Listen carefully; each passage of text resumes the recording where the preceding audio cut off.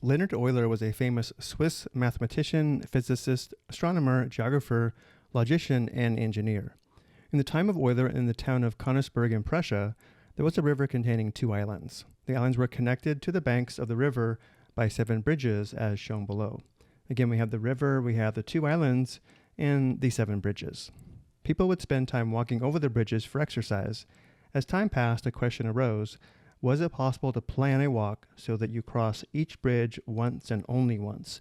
This is a graph theory question. Euler was able to determine that it was not possible.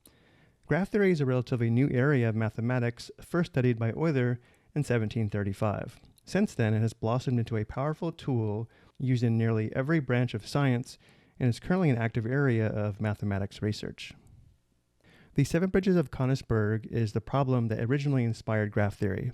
Consider a different problem. Below is a graph of 4 dots connected to some lines, as shown here on the left. Is it possible to trace out each line once and only once without lifting up your pencil, starting and ending on a dot?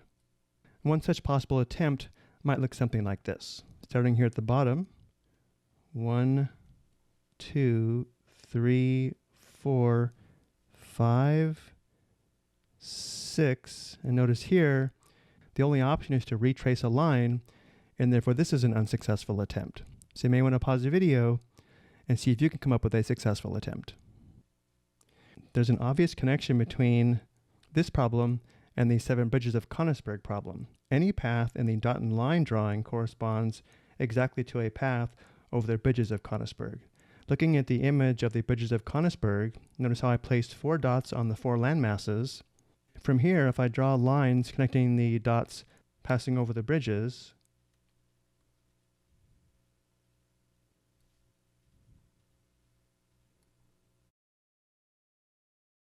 the two graphs are equivalent.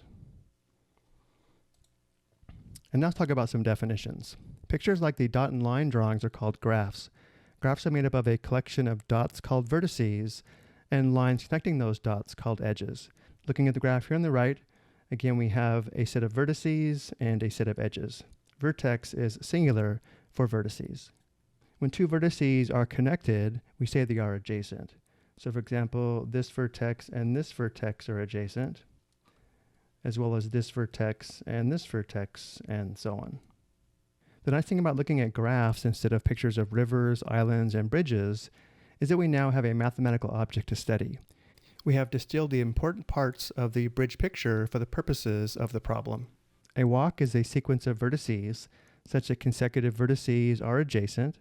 A walk in which no edge is repeated is called a trail, and a trail in which no vertex is repeated is called a path.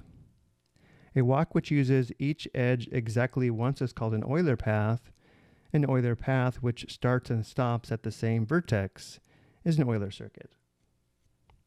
The degree of a vertex is the number of edges connected to a vertex or emanating from a vertex.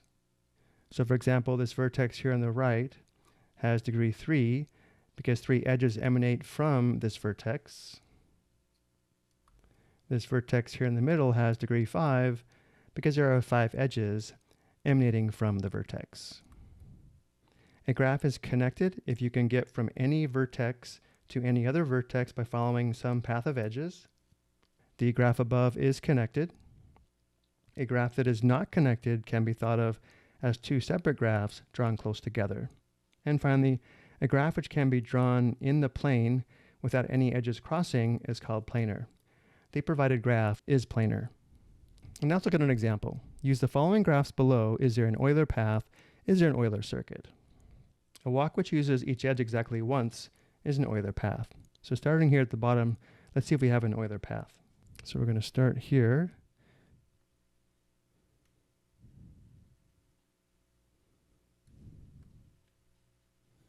And we end it here. We were able to form a walk which uses each edge exactly once, and therefore the graph does have an Euler path. However, we did not start and stop at the same vertex.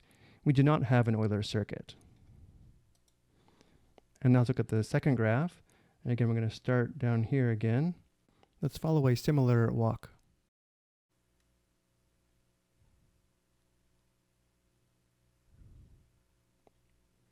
Notice this time we started and ended at the same vertex, and we did use each edge exactly once. This graph has an Euler path as well as an Euler circuit. And let's look at some other uses of graphs. Al, Bob, Cam, Dan, and Euler are all members of a social networking website. The site allows members to be friends with each other. It turns out that Al and Cam are friends, as are Bob and Dan. Euler is friends with everyone. Represent the situation with a graph. Each person will be represented by a vertex, and each friendship will be represented by an edge. That is, two vertices will be adjacent if and only if the people represented by those vertices are friends. To get started, let's just list 5 vertices in a row and label them A, B, C, D, and E for Al, Bob, Cam, Dan, and Euler. From here, since Al and Cam are friends, we need an edge from A to C. Bob and Dan are friends. We need an edge from B to D. Euler is friends with everyone. We need an edge from E to D, E to C, E to B, and E to A. This graph does represent the given situation, but it might be easier to read if we represent the graph in this form here on the right. These two graphs are equivalent because we have the same vertices and the same edges, but notice how this one's much neater. And for our last example, 3 houses must be connected to each of 3 utilities. What is the possible graph for this situation? Well, the possible graph is provided here below. We have the 3 homes, H1, H2, H3, and we have the 3 utilities, U1, U2, and U3. Notice how there's an edge from each house to each of the 3 utilities. The next question is it possible to do this without any utility poles crossing? Remember, if we can, then the graph is planar.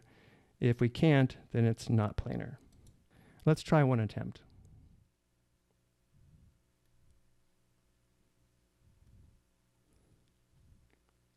Here are the 3 edges connecting house 1 to the 3 utilities. And here are 3 edges connecting house 2 to the 3 utilities. Notice so far no edges cross. And now we need to try to connect house 3 to the 3 utilities. So here we can connect house 3 to utility 3. We can also connect house 3 to utility 1 here. But notice now I'm stuck. I can't connect house 3 to utility 2 without crossing an edge. So from this attempt, the graph is not planar, but that doesn't mean this is the only attempt. So you may want to pause the video and see if you can form a graph to verify whether the given graph on the left is planar or not.